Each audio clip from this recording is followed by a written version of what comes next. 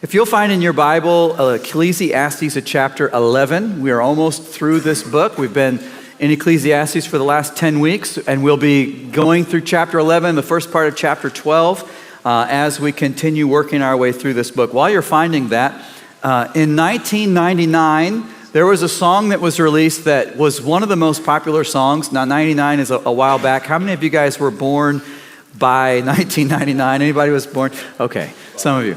If you were alive, I was a junior in high school in 1999. If you were alive in 99, you might remember this song. For the rest of you, just indulge us old people for a while.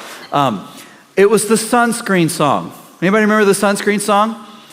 No? Oh, it was like one of the most popular songs in my high school. I was a junior in high school, and really, I think the reason it was popular, it wasn't really even a song. It was a graduation speech that somebody recorded and set to music. So it wasn't any singing throughout the speech. It was just all this talking, the Sunscreen song. And here's just a little snippet. Ladies and gentlemen of the class of 99, wear sunscreen. If I could offer you only one tip for the future, sunscreen would be it. The long-term benefits of sunscreen have been proved by scientists, whereas the rest of my advice has no more basis, no more reliable than my own meandering experience. I will dispense this advice now. And then he goes on throughout the song or the speech to say all these little proverbial sayings and wise advice and different things like that. Like, here's an example. Enjoy the power and beauty of your youth. Oh, never mind. You will not understand the power and beauty of your youth until they have faded. That's kind of true. He says, keep your old love letters, throw away your old bank statements. That's good advice. He says, get to know your parents. You never know when they'll be gone for good. It's good. Here's another one. Accept certain inalienable truths. Prices will rise, politicians will philander, and you too will get old. And when you do, you'll fantasize that when you were young, prices were reasonable, politicians were noble, and children respected their elders. He's got all these little axioms and sayings throughout the speech, throughout the song, and then he closes it by saying, be careful whose advice you buy, but trust me on the sunscreen. It's the Sunscreen song. If you haven't heard it, go look it up. Not right now, wait till the sermon's over, but look it up later today. It's a pretty clever song. The reason I'm asking you about this or telling you about this is because I want to know, whose advice are you buying? He says to be careful whose advice you buy. Well, where do we look for wisdom in life? What is the source of truth? Where do you find your truth in life? And what is the lens through which you see the world? Where do you get the wisdom by which you understand all the rest of reality? What is really real? What is good? What is the good life? How do you answer those questions? And where does the answer to those questions come from? Where do you find it? Whose advice are you buying? A few years ago, I had a meeting with an older retired pastor, and I was seeking advice and wisdom on how to shepherd my flock. And he started by saying, listen, free advice is worth what you pay for it. Then he gave me a whole bunch of advice. It was really good advice, and it was free. But where do we get our advice? Where do we get our wisdom? In Ecclesiastes chapter 11, Solomon gives something of a graduation speech. You kind of imagine it, read it through that lens. If we think about it, Solomon most likely wrote the book of Ecclesiastes as he was coming to the end of his life. After he had explored all these different avenues seeking happiness in life, after he had tried everything under the sun, after he'd experimented with everything, and he'd made a lot of mistakes in life, he'd messed up in a lot of ways, and he comes kind of to the end of his life, and he's writing Ecclesiastes, and he's sort of speaking to his younger self. If I could give my younger me some advice, what would I say?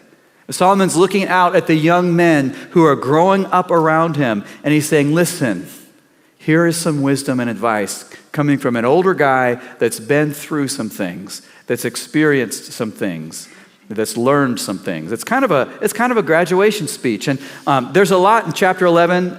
There's a lot in chapter 12. We're going to pull out three big pieces of advice that Solomon gives to his younger self or to us. He says, first of all, dear younger me, you can't control life, but you can trust God.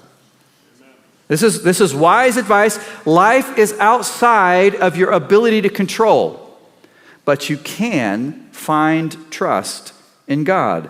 That's what he's talking about the first part of chapter 11. Look at verse 1. Cast your bread upon the waters, for you will find it after many days. Give a portion to 7 or even to 8, for you know not what disaster may happen on earth.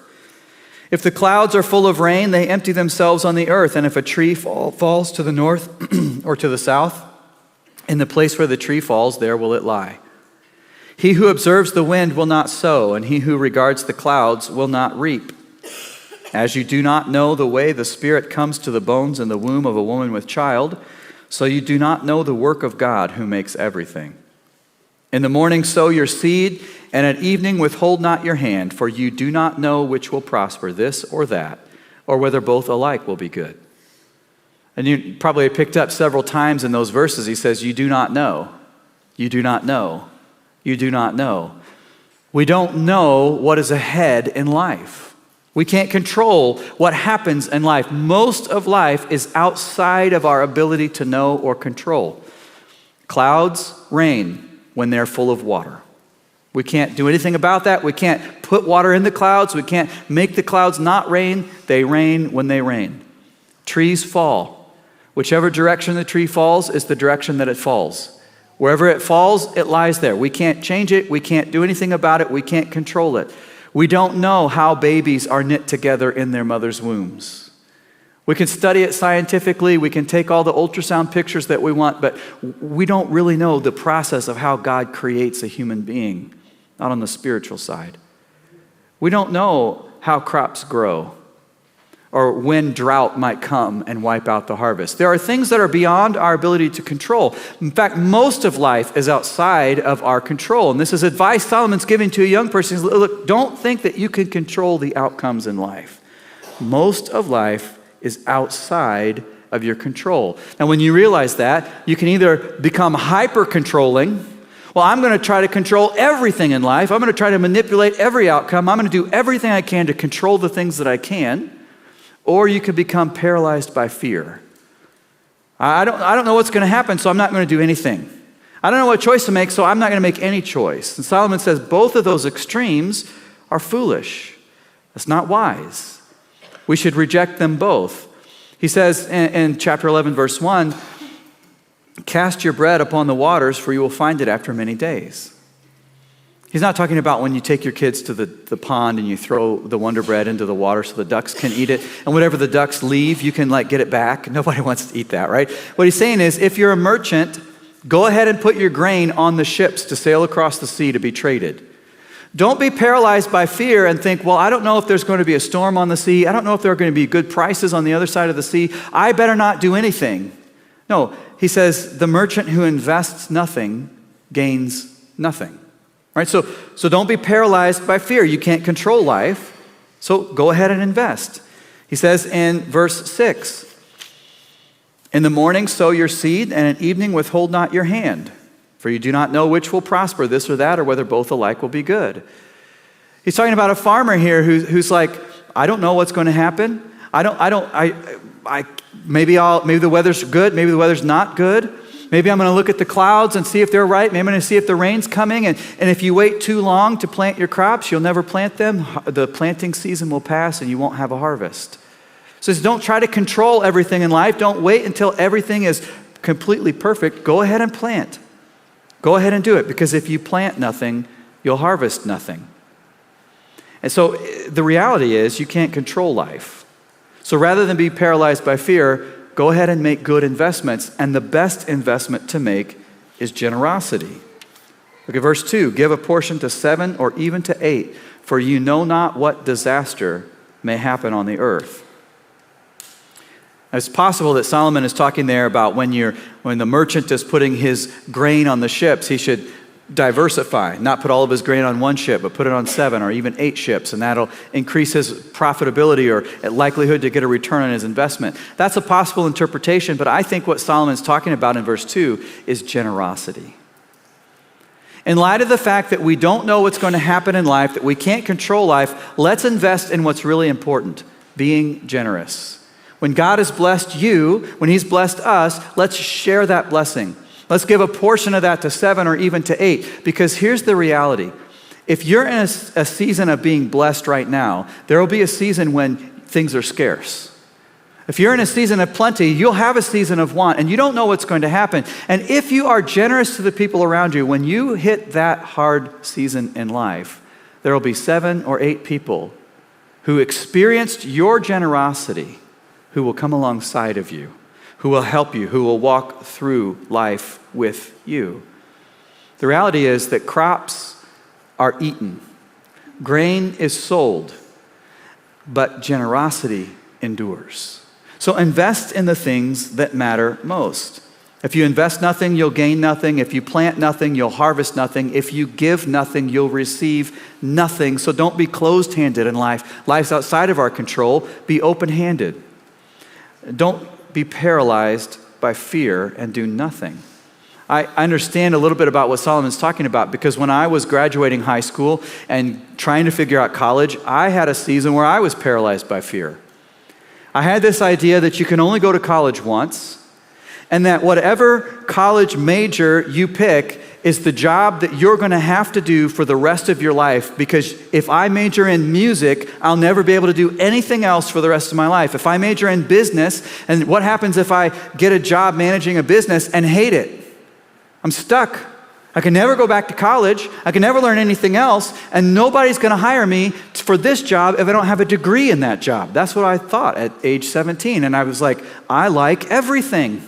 I'm interested in everything, but I haven't experienced everything. I don't know. It seems like it would be fun to manage a restaurant, but I don't know. I've never worked in a restaurant, right? It seems like it would be fun to be a wildlife biologist, but I don't know. I've never done that kind of a job. I don't know if that would be fun. How can I pick? I was paralyzed by fear because I thought I have to know at age 17 what job is going to make me happy for the rest of my life. How can any 17-year-old know that? Some might, most probably don't. My error was in thinking that my job would be the source of happiness for the rest of my life. Instead of understanding that happiness doesn't come from my job, it doesn't come from whether or not I'm successful. Happiness comes from knowing and loving and trusting God. It comes from a relationship with God, and that's Solomon's point. Look, you can't control life. Most of life is outside of your control, but what you can do is trust God. He says that in verse 5. As you do not know the way the Spirit comes to the bones in the womb of a woman with child, so you do not know the work of God who makes everything. We don't know the work of God, but we do know the God who works. And He is good, and He is faithful. He's a good Father. He will take care of us. He will provide us. He will protect us. My dad told me, look, don't worry about where your life needs to be 20 or 30 years from now. Just ask God, where do you want me to be today? He said, if every day, if you ask God, where do you want me to be today? If you're with God where He wants you today, you'll be with God wherever He wants you 20 years from now, 30 years from now, 40 years from now. Don't worry about trying to control that outcome. Just ask God, what do you have for me today? We can't control life, but we can trust God. That's Solomon's first point of advice. And before we move on to the second point, I need to ask this question. What has God prompted you to do that you've been putting off? Has God put something on your heart and you've been putting it off because the time isn't just quite right? I know I should do this. God's been convicting me of this, but I feel like the circumstances aren't quite perfect. And I'm just waiting. I'm reading the clouds. I'm looking at the weather. I'm watching the seasons. Is it just right? Is it just right or not? I know I should probably reach out to my neighbors and invite them over for dinner and start a friendship that could develop into a gospel opportunity. But I don't know all the Bible. What if they ask me a question that I don't know the answer to? Maybe I should learn a little bit more about the gospel. Maybe I should study my Bible a little bit more. Maybe I should learn a little bit more about evangelism before I do that. And years go by, 5 years, 10 years, 15 years, we never make that connection. We never quite know enough. I've got 2 master's degrees from seminaries, and I still don't know enough, right? We never get there. So if God's putting something on your heart that you've been putting off because the time isn't just quite right, pray about whether or not you should go ahead and do what he's prompting you to do. Solomon's second piece of advice, dear younger me, you can't avoid difficulty in life, but you can find joy in surrender to God. Life is full of hardship, and we can't avoid that hardship, but we can find our happiness in a relationship with Christ. Look at chapter 11, verse 7. Light is sweet, and it is pleasant for the eyes to see the sun. So if a person lives many years, let him rejoice in them all. But let him remember that the days of darkness will be many. All that comes is vanity.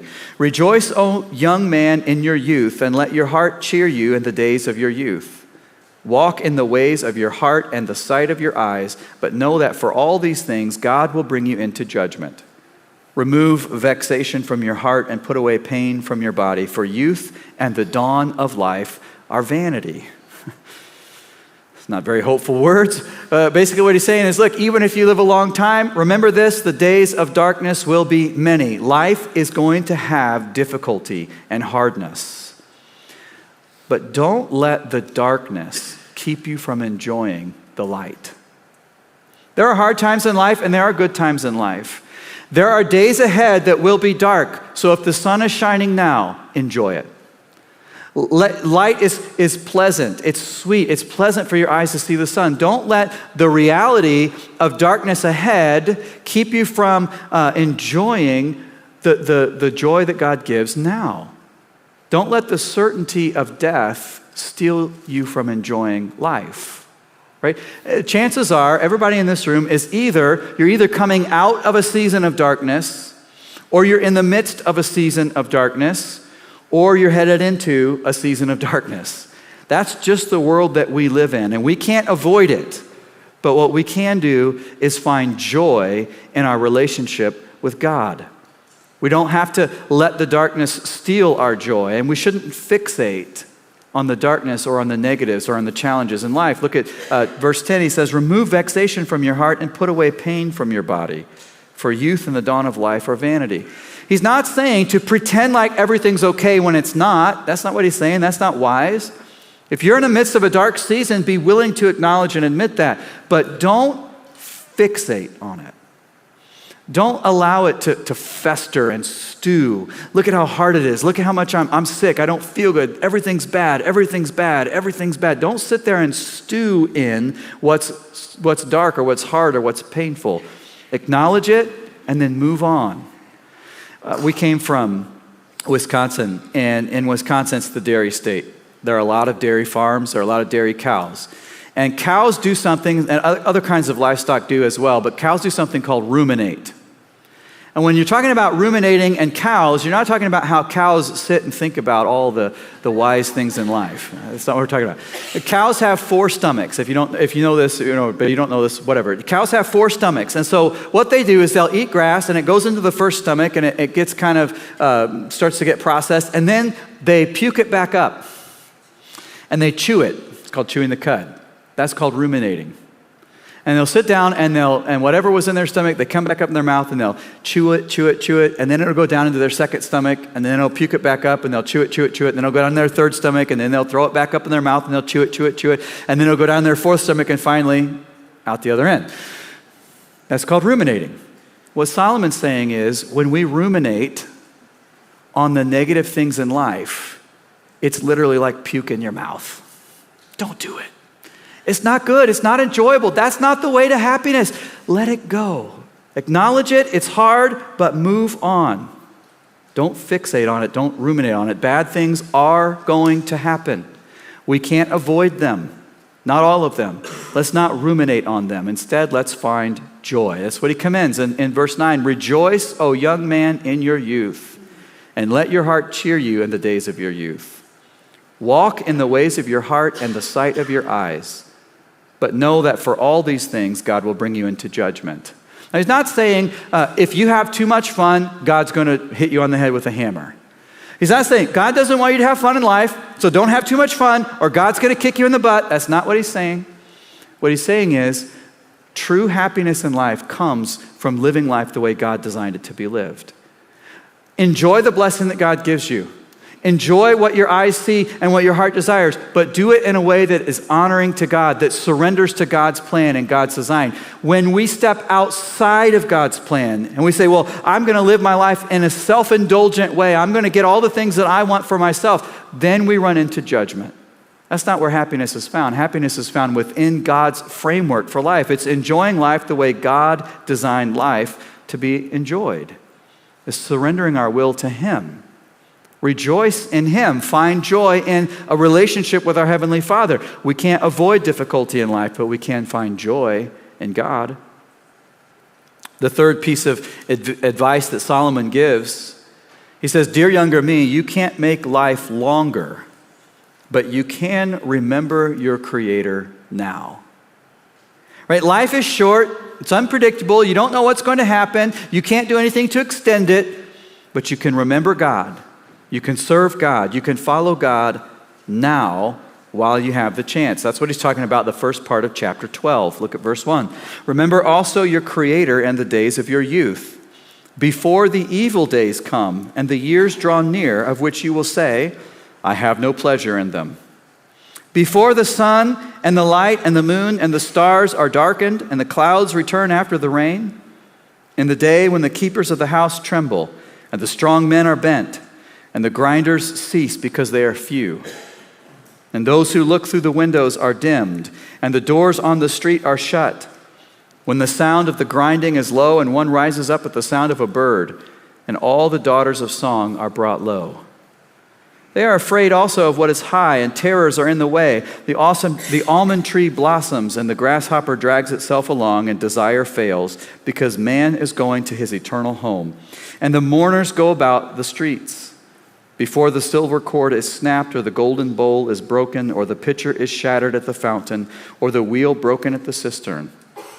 And the dust returns to the earth as it was, and the spirit returns to the God who gave it. Vanity of vanities, says the preacher, all is vanity." You might be reading that and saying, what in the world is he talking about? Almond blossoms and grasshoppers and grinders ceasing? Like, what is he? This is actually a poem. And it's a very creative way of describing in somewhat grim detail the process of getting older, of aging. Aging is not for the faint of heart. And Solomon uses all these metaphors. It's pretty creative. You know, he says, in the days when the keepers of the house tremble. Well, that's your hands. They do the housework. And as we get older, our hands can shake, and they're not as strong as they used to be. The strong men are bent. You think about your shoulders and your back being stooped with age as you get older. The grinders cease because they are few. As we get older, we lose our teeth. We're not grinding up our food because we don't have any teeth to grind them with. Those who look through the windows are dimmed. It's our eyesight. As we get older, our eyes don't see as well as they used to. Verse 4, all the doors on the street are shut when the sound of the grinding is low, and one rises up at the sound of a bird, and all the daughters of the song are brought low. What he's talking about there is oftentimes as you age, you wake up earlier. Not because you set your alarm, just because you wake up earlier. Before the grinding of the workday starts, when all the rest of the people who have their doors closed because they're still asleep, you're awake. And you think, well, at least the birds are singing early in the morning, right? Well, the irony is, as you get older, your hearing goes. So you wake up early enough to hear the bird song, but you don't have good enough hearing to enjoy it. It's ironic. He says they're afraid also of what is high, and terrors are in the way. As we get older, we get less steady on our feet. We fear falling. The almond tree blossoms. Almond blossoms are white. As we age, our hair turns white or falls out. The grasshopper drags itself along. We lose that spring in our step as we age. And desire fails. And I'll just say, in today's world, we have a little blue pill for that. We'll leave it at that. All this happens because man is going to his eternal home, and mourners go about in the streets. And then in verse 6, he's talking about golden bowls being broken and pitchers being shattered and all these things. And those are pictures of drawing water out of a well. Water is a sign of life, a symbol of life. And what he's saying is, as we age, the water of our life leaks out and eventually dries up. The dust returns to the earth as it was. Our bodies were made out of dust. They decompose back into dust. And the spirit returns to the God who gave it. Vanity of vanities. All is vanity, right? The reality is this: we're all going to die. We're all going to get older. We can't avoid this. If you live long enough, these things will happen to you. That's what Solomon's saying. So what do? Verse 1, remember your Creator in the days of your youth. Don't say, I'll get serious about my faith when I get older. I hear this all the time. Yeah, I know I should go to church or whatever, but I'm young. You only get to live life once. I'll get serious about my faith when I get older. Well, the reality is you might not get older. None of us are promised tomorrow. And if you do get older, there'll reach a point in life when you don't have the energy to do it anymore. So don't waste your life now by chasing after self-indulgence or all these things that you think will bring happiness. Remember your Creator now. Love and worship God now. Serve God now while you still can. The certainty of death should make us pause and think about the priorities of life. What are the most important things in life? What is it that really matters in life? We do only have one life to live under the sun. So how am I living it in a way that really matters, in a way that makes a difference? What are our priorities? Well, I was thinking about this week in our Thursday morning men's Bible study. Somebody shared this statistic. It was pretty impactful. He said, your kids have a 0.16% chance of becoming a professional athlete and a 100% chance of standing before God on Judgment Day. What's more important? Am I saying don't play ball? No, that's not what I'm saying. Play ball. Enjoy it. It's a blessing from God. But don't forget about your Creator. As parents, we should teach our children what is really important in life. Be in band. Be in choir, play ball, do the theater, whatever it is, enjoy those things while you have the opportunity, but don't forget about God. Don't put God on the back shelf and say, well, I need to get through this tournament. I'll think about God when I'm older. Don't lead our kids to do that. Don't do that ourselves. Most of life is outside of our control, so trust God. Life is filled with difficulty and hardship. So find our joy and surrender to God. And understand that death is a reality and we can't extend our lives. So let's remember our Creator while we can. I think the Apostle Paul may have had Ecclesiastes 11 and 12 in mind when he wrote these words from Ephesians chapter 5, verse 15. Look carefully then how you walk, not as unwise but as wise, making the best use of the time, because the days are evil. Therefore do not be foolish, but understand what the will of the Lord is. Do not get drunk with wine, for that is debauchery, but be filled with the Spirit, addressing one another in psalms and hymns and spiritual songs, singing and making melody to the Lord with your heart, giving thanks always and for everything to God the Father in the name of our Lord Jesus Christ, submitting to one another out of reverence for Christ. This is what really matters in life. Loving God and loving one another.